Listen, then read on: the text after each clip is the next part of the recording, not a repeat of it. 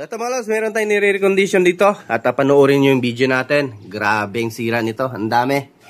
So ayan yung mga pinagbubunot natin. At may mga IC din. So panoorin nyo, may kunting tips tayo sa video na to para sa inyo.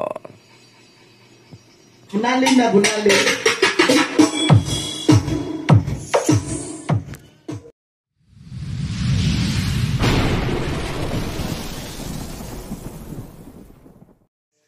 So ayan mga lods, at welcome sa ating muling channel. At magandang gabi or good evening everyone. So and thank you. And then buenas noches. Maayong gabi.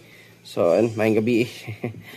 Maayong pagbalik sa atong channel natin. So diri sa atong Ortic TV. So meron tayong tanggap dito na isang amplifier na naman as usual, Sakura AB735. So inayawan na ito ng galing itong electronic store. So inayawan, pinasa niya sa kaibigang tech niya at inayawan din at ayun sa atin napunta. Kaya ito tayo yung gawa, pangatlong technician tayo nito. So nakalikot na nila to eh. Ayan, galing itong electronics.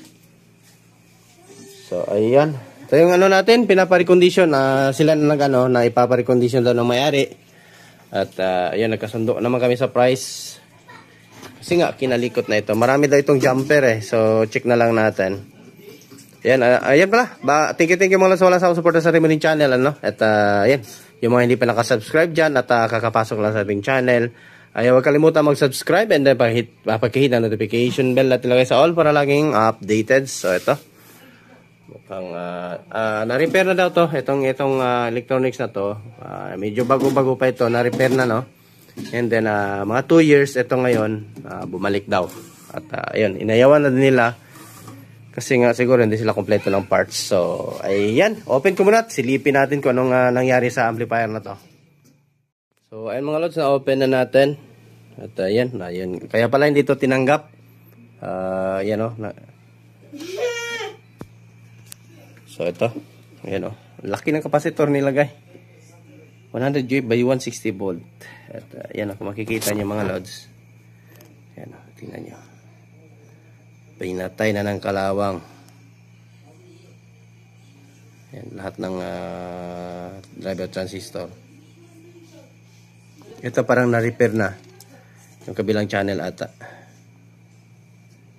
At ito talaga yung ito talaga yung dahilan itong blower na to. Ito talaga ang dahilan kung bakit kinakalawang yung mga nito. So ang problem ko ngayon, bakit ang liit ng capacitor na nilagay nila? 63 volt lang 10,000 UF. So hindi na ito original capacitor. Parang pinalitan na Kasi 80 volt to dapat Pang 5 U2 lang to. So lang headroom to, delikado to kapag mag-high and low voltage yung kuryente ni client or ni customer doon sa area niya. Ay yan, sabog talaga yung capacitor na yan.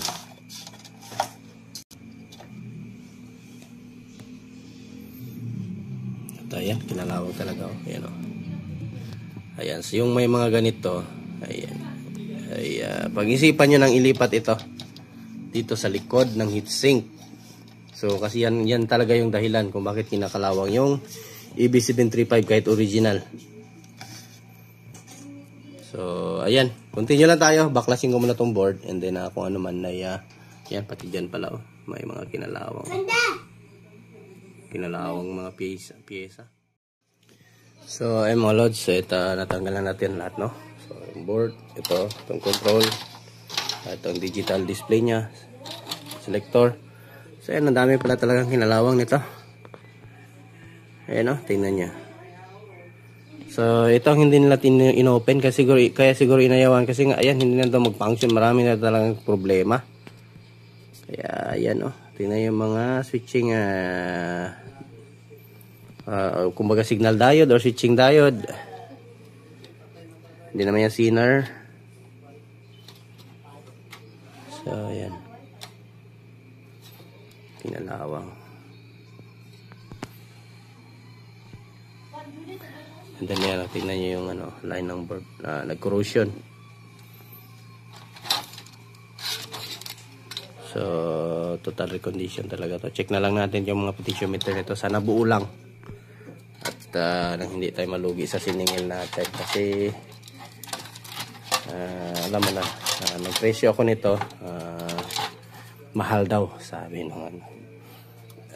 Nung sinabihan ko siya, bumili na lang bago. Ayaw niya din naman, bumili ng bago. So, ito. At, so, ito kakausapin ko pa siya dito sa capacitor. Kasi hindi ko naman alam na 63 volt ito nilagay. So, kung hindi naman to puputok, sige, yan pa rin nilagay natin. Pero advice na lang natin siya na hindi talaga to bagay ang 63 volt. Dapat 80 volt na ito. Para, so ito, grabe yung sa likod mo. Pinagagawa na palang pinagbabawal na technique dito. Ginamper na pala. Ayan, wala na. Bypass na yung relay.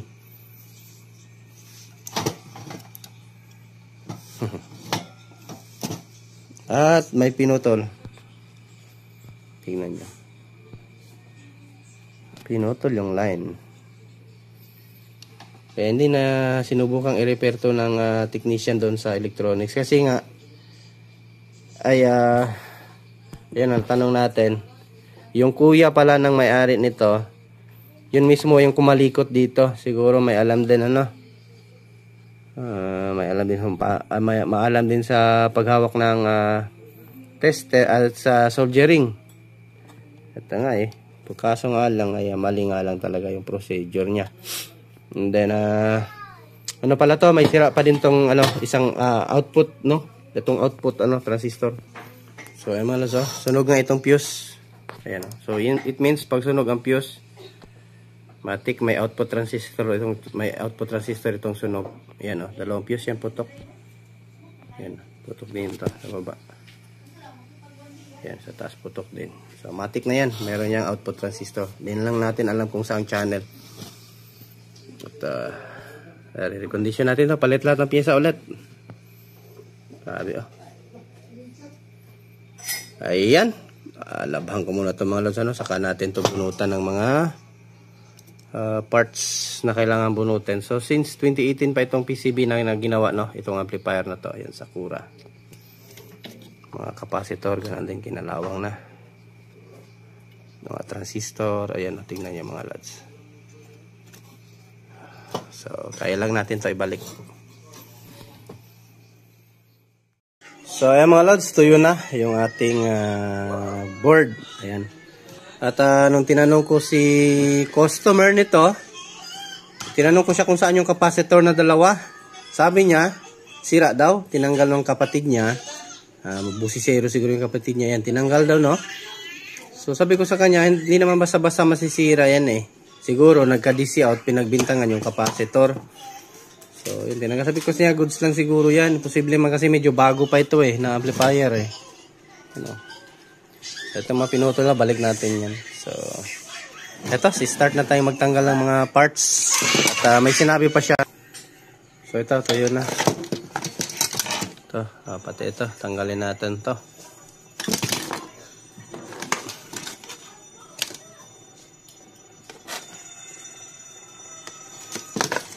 So, hindi na matino itong tumunog. Pag ganito na yung sitwasyon, no? Eto. Balik natin to sa dating bunot tayo. So ito na mga lods. At ayan, bunot na natin lahat. Grabe. Ito, binunot ko din pati ito. Para ma-check ko isa-isa. Ayan na din natin to. Nalinisan na yung kanyang board. Gamit yung ating MG440. Copper cleaner or corrosion cleaner. Ayan, malinis na yung board niya. Wala na ganong itim-itim.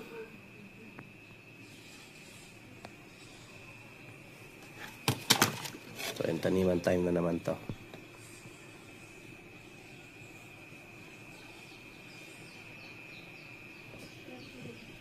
Eto, continue tayo. At tatanim. Unahin natin to, then bago yung kanyang tong control. Check ko din to kung ilang piraso yung nasunog dito.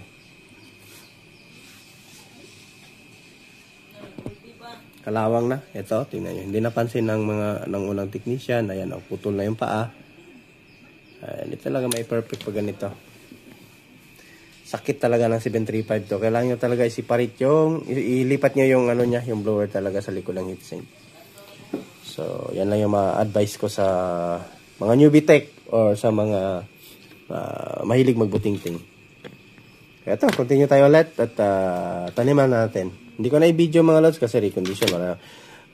May mag-comment na naman dyan, walang natutunan.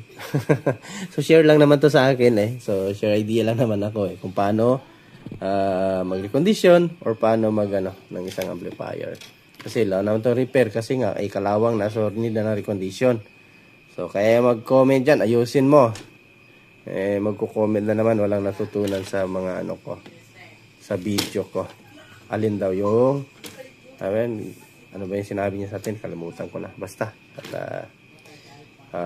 malalaman nyo naman yan mga lods kapag mag-upgrade ako or masishare. Nilalagyan ko naman yung natin.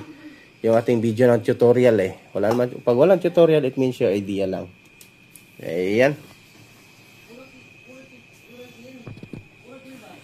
Yan, yung baka naburahan kayo ng mga dyan. Yung mga naburahan ng part number kasi sa kalawang.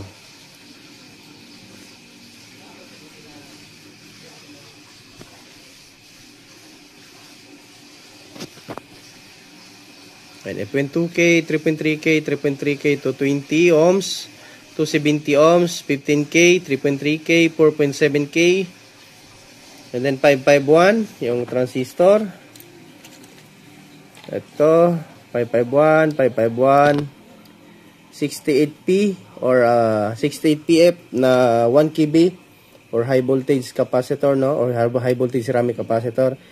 25401, 25401, 68P, 2073, 4.7 UF, capacitor by 50 volt, and then 47K, 47K, 27K, 1.2K, 1K pala, sorry, 1K, 33K, 220 ohms, 220 ohms.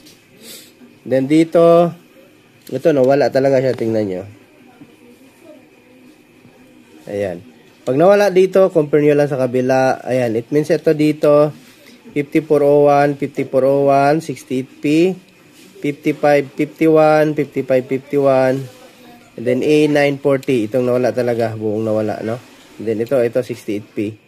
68P din dito. And then 2.2 UF by 50 volt. And then dito sa kanyang bias, anong tawag dito sa kanyang DC protection, no? Or sa kanyang DC sensor para doon sa relay. So, yan. Ito yung sa DC offset niya. Itong 51 5551. Connected yan dito sa Zener. And then dito na tayo sa 8.2K, 3.3K, 3.3K to 20 ohms. And then ito dito, I think din ito, pareho silang nabura. Ayan. Parang ito, 270. Ito ay 270 ohms. And then next is 15K ba? Or 560. 560 ohms. So ayan yung niya 560 ohms. So yung dito kasi same sila nabura eh. Pero 270 ohms yan siya. And then 1.2K, 41, 48, 1.2K, same lang naman yan sila. And then the rest, same na yan siya. Kung yung gayahin nyo lang yung kabilang channel kung buo pa naman yung kanyang mga markings. So mga lods, natapos na natin yung resistor. So ayan, capacitor at saka transistor na naman. Ayan. So malinis na siya tignan, no? Hindi kumpara nung una ay itim na talaga siya. So ito ngayon ayan. So taniman na natin ng mga driver transistor. So lagyan natin ng pambangil para hindi sumayad yung paa. So huwag kalimutan i-like ating video mga lods. So 5401 muna yung unahin natin. Ito dito 5401 to.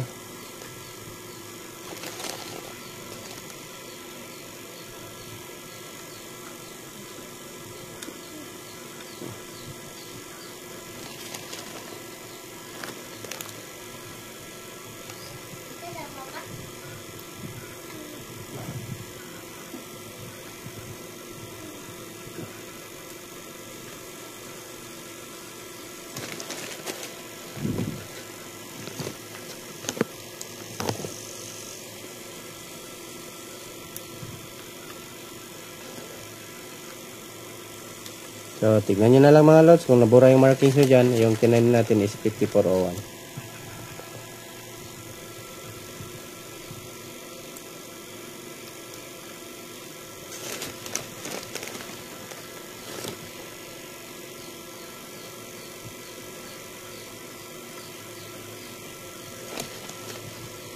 Tapos, dito sa relay section, isang 5401. Ayun. Next is 551.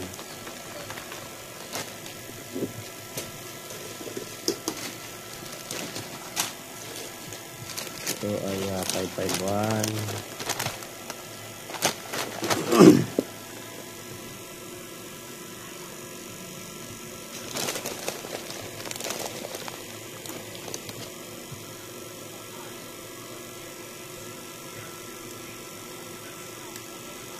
$551.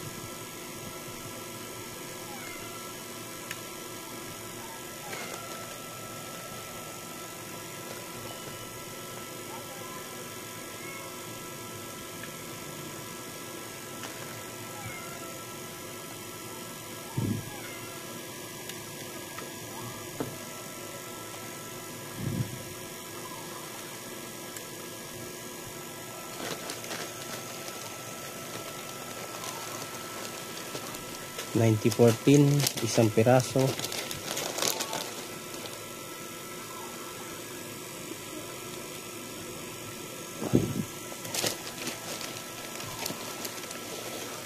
At isang pirasong 9015.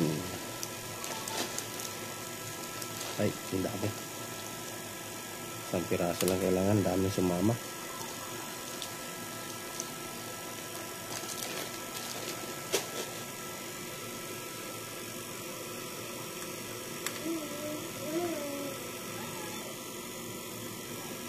So, resolve na natin to. Saka tayo magtanim ng mga capacitor.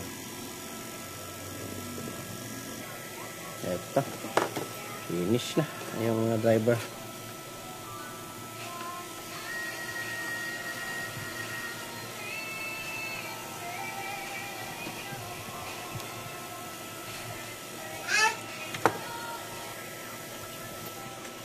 Capacitor na tayo, capacitor.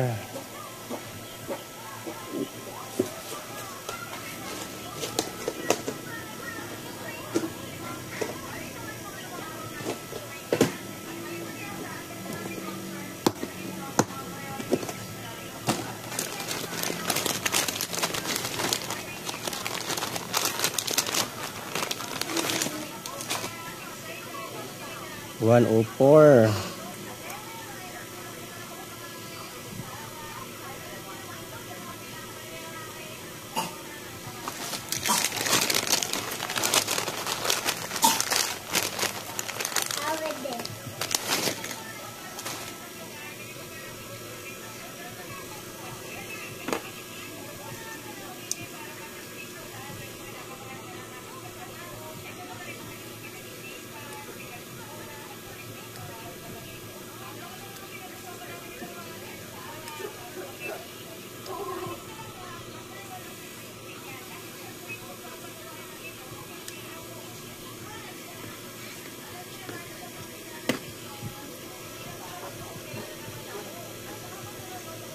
Yan o, ng ibang ano po.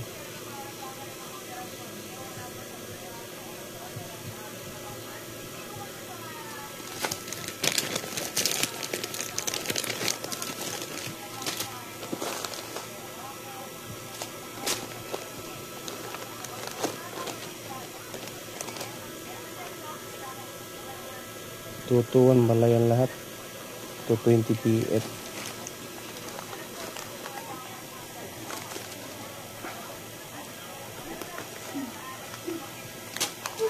220 PF. Sana yan. Sana DMF.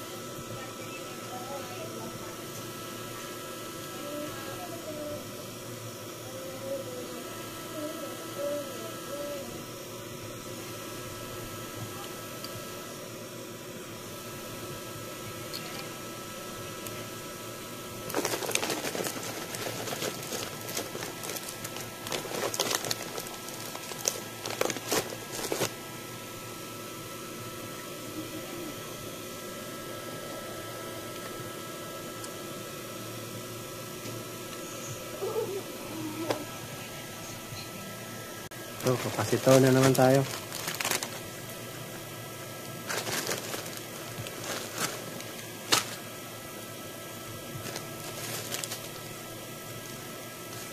Meron ba tayong 100 dito?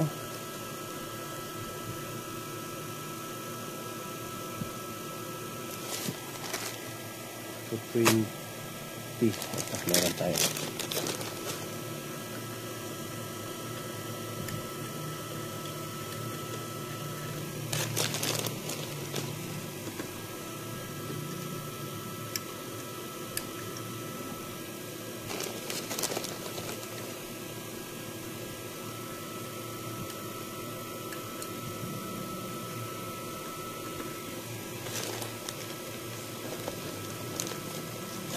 Tapos 47 UF by 50.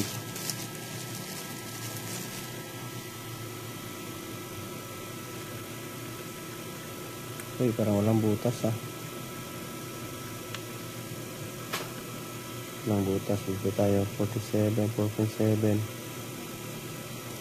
Wala. So, dalawa lang man ang kailangan.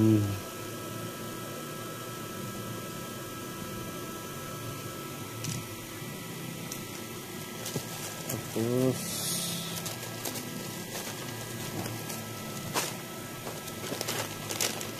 meron pala 100 pero by 25 lang, no?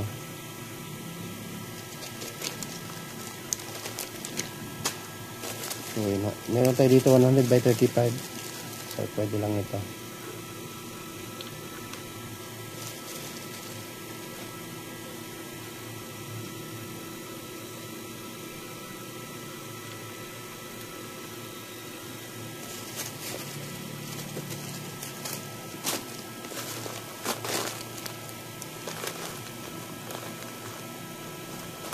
$47 UF by 25.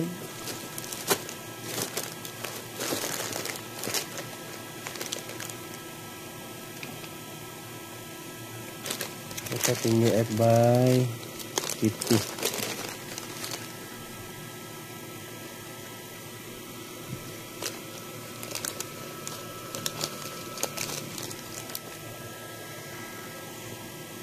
$2.2 UF by 50.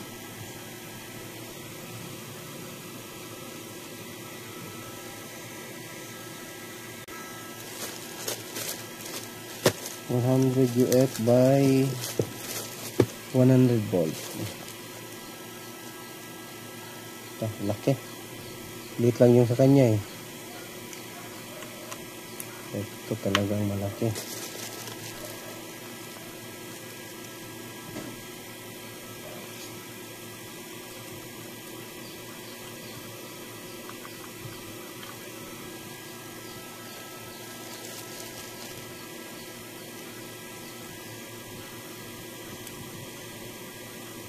Wala butas ah. So, wala nga. Ang liit ng butas na.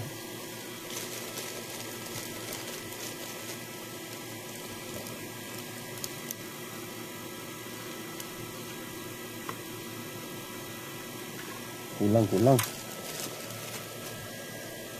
Mamaya na natin yung butasan. So 4.7 muna tayo by 50 volt. Daming capacitor.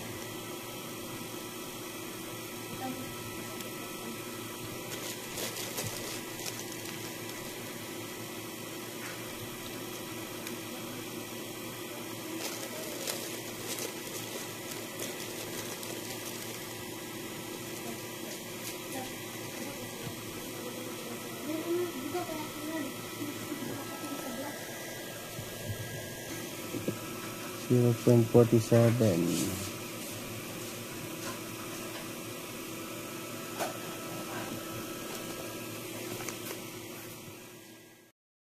So mga lods, grabe yung tong control. Mas malala pa pala sa inboard. Daming kinalawang, oh. Ayan, oh. Yan natin yung mga lods. Grabing kalawang. Ayan, oh. Yan, putol na yung ibang pa eh.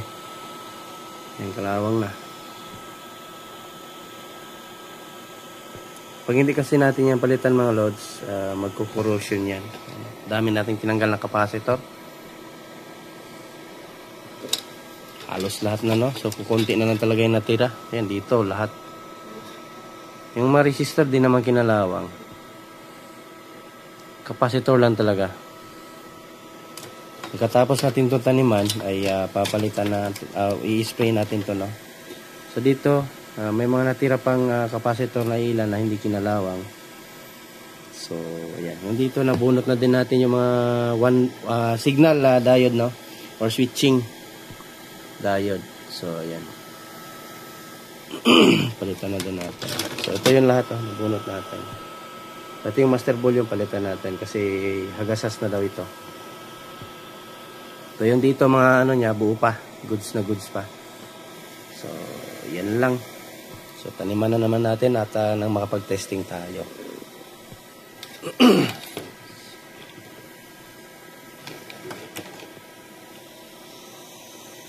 Hello mga lods, ito update tayo. At ayan, natapos na natin, ano. So yan. Ito, naibalik na natin yung mga ano niya. Palit ang ano, mga kinalawang ito. Ayan, oh. Na-treat ko na din ito. So ito bago na yung kanyang master volume. So ayan.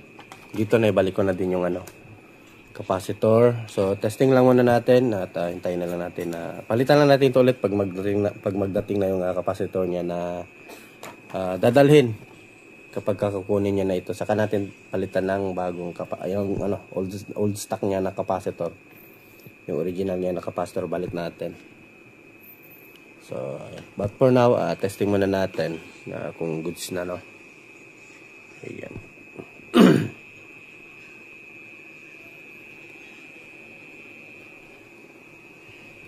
Yan, mukhang bago na ulit. So ito, continue tayo. Balik na natin yung mga natin. So yan kadami yung tinanggal natin na pyesa sa kanya.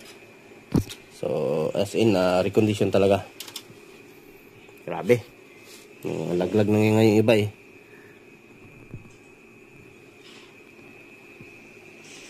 So ito mga lods, balik na natin yung main amp. So ayan na. At meron pa itong ibang problema nung na-testing natin. So ito goods na itong main amp natin, wala nang problema. So may i-share akong tips sa inyo dyan mamaya kung yung mga merong ganito na 735 UB at saka yung old model na 735 ay baka sumakit ang ulo nyo, no. So sa kaka-trace ng problema ay meron tayong i-share sa inyo mamaya. So tapusin muna natin to. So yung testing natin. Ayan o. Nakikita nyo ito. Umilaw lahat. Ayan, tsaka yung tunog merong may rumaragasak. Dito wala namang problema sa ating Ayan. Yung dito talaga umilaw lahat. So try natin ito palitan.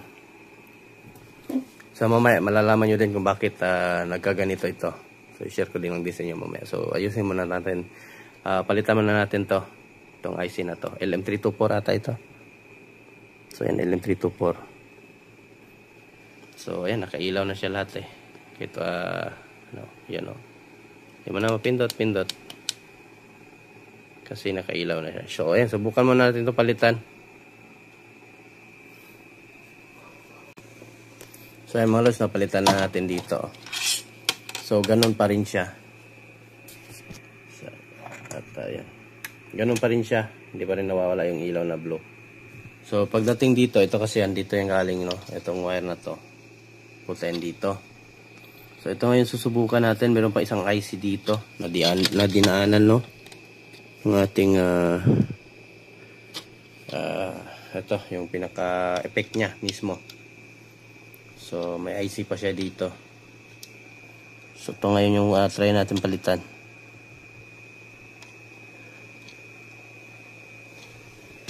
Ay, ayun. Yung nag-lose contact na capacitor. So ayun, nahila na natin yung capacitor. Yung dito na nag-lose contact. Ay. Sa ano pala ito? Sa output. So ganun pa rin siya. Hindi nawawala. So ngayon, try natin palitan to. IC na to. Meron at saka hindi pangit yung niya, may kaluskos yung tunog. Pero pag tanggalin natin yan, so ayan, walang kaluskos. So hindi to galing. Pag tanggalin natin to, walang kaluskos. So tahimik yung ating main amp. So ngayon, try natin to palitan. Kasi ito napalitan na natin eh. Patayin ko muna. Ang daming problema pala ng amplifier na to. Kasi ito, tingnan nyo. Itong mga line nito ay dito yung pupunta sa ating switch, no? At ilaw. Kasabay na din dyan ang ilaw sa IC na to. So it means hindi pa rin siya nawawala. Ay, rekta na tayo dito. Try natin. Wala namang iba kasi itong dalawang to, IC na to, is dito para dito. Ito sa ilaw na to. Yan, sa play button. At saka sa ilaw din na to. So itong tatlo, itong sa taas, itong 8 piraso, kaya ito yung driver niya. So ngayon, ang main driver ng effects niya ay nandito. So, try natin palitan. So, mga lods, napalitan natin itong CD. Yan, CD 4066BE. So, ito, switching IC. Digital switching IC. Yan, palitan na natin. So, ito, testing natin. So, mga lods, testing natin. Yan, palitan na natin, no? Power natin. So, you know. Diba? Goods na. So, sira pala yung switching niya. So, buo lang pala yung dito na IC. So, yung doon na nagka-problema. Kanya switching. Siguro nagka-short na, no? Shorted na. Ayan, okay na siya. Ayun, no?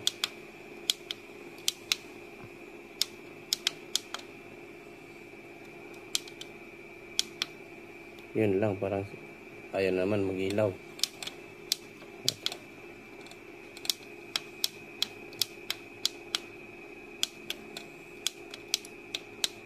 Na okay na, iba na naman sira. Dito buo. Ayan. Dito. Uy, wala yung ibang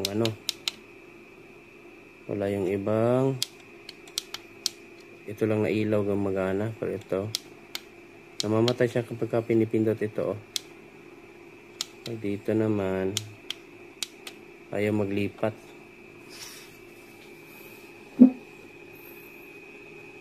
So, inasolve na natin. Meron na naman ibang problema. So, try natin ibalik yung tinanggal natin na dito. Kasi ito parang di ko alam kung original ba ito o peke. Ipalit natin, no? Balik natin yung original niya. Original niya na LM 324. So, ito. So, balik natin itong original. Ito mga lods, balik na natin yung original niya. Ayan. Huwag talaga kayo basta-basta gumamit ng mga peke na parang peke talaga ito. Ayan, nabili natin ito sa online. Bagong-bago pa eh. Kita ko talaga parang peke talaga ito. Wala tayong tester nito eh. Hindi natin malaman. Pero sa ko talaga ay sa tansya ko ay peke talaga itong nabili natin na LM324. So, nabalik na natin yung original niya. So, power natin. So, ayun.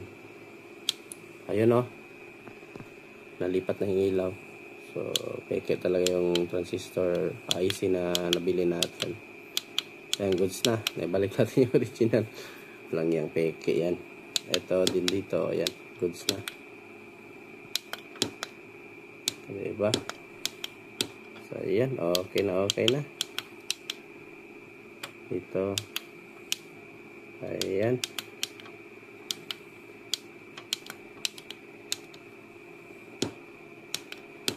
Ayan, balik na natin.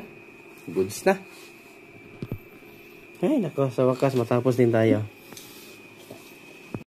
So, ay mga lods, ito, audio test na tayo, no? So, dahil okay naman pero series valve pa rin tayo. Saka natin i-finalize to pag saka na natin pag sure ball na talagang okay na. Ayan, okay. Ayan,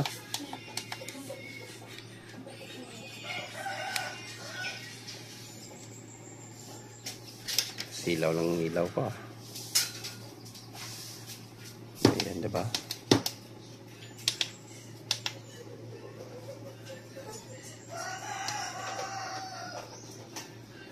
Matabingi yung mga niya eh. So, USB tayo.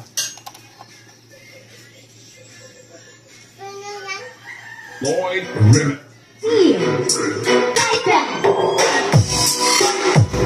Oops, nag-protect yung natin. Sobrang lakas.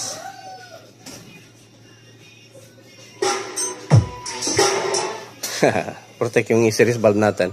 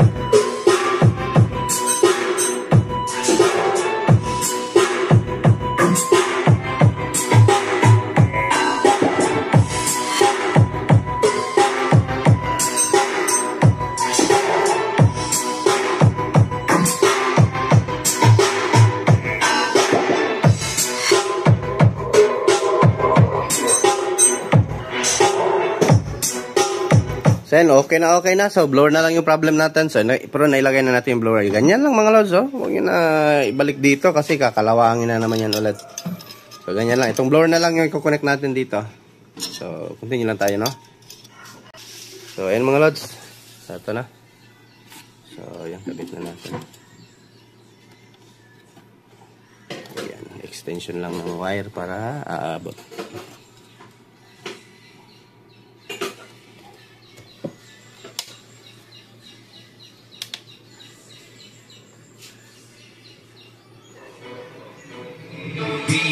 DJ Lloyd Remix.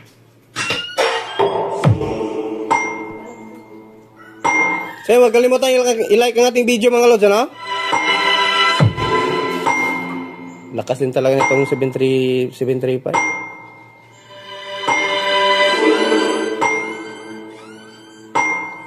So yan, please don't skip ads.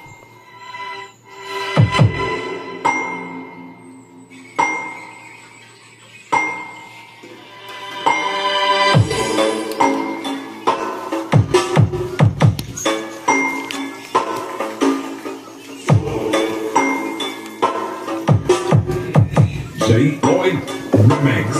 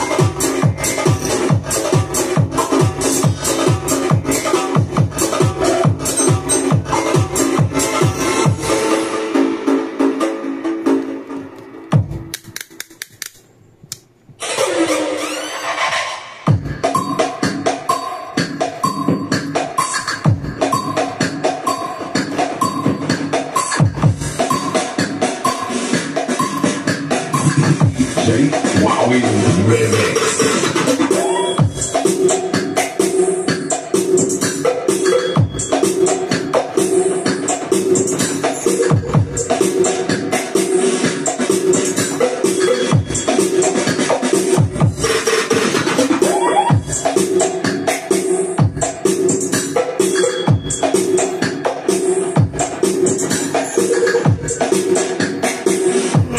So hindi na pure copper mga lods ito.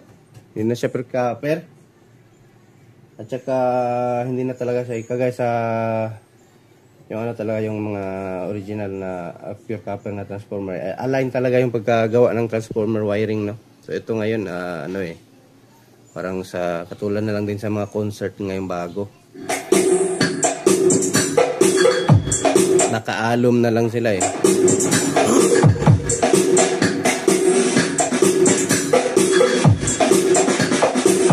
meron tayong kaming na ano, EB9000, ano no, dalawang EB9000 nire-repair. Bigla lang daw pumitik. So, may kaming tayo. So, marami pa tayong i-repair, nilang kaming. Until next year na naman to. So, kung ano yung sinabi natin nung unang ano natin, ay yun, naging totoo nga. Until next year yung trabaho natin. At atambak pa nga eh.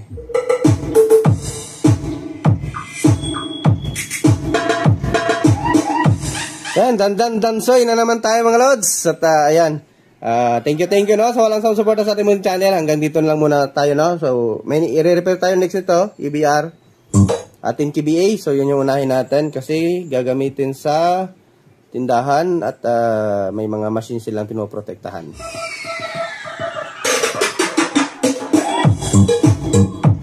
So yan mga napadaan lang sa ating channel dyan. At dito napasilip lang sa ating mga video no. So baka nagustuhan nyo yung content natin at baka pwede pa iwan ng bakas or pa-subscribe na po dyan ano. So kung hindi ka pa nakasubscribe dyan, nga naman di ay. So ayan mga lods, at thank you, thanks for watching. DJ Wowie Remix. Akin lang. Bye bye.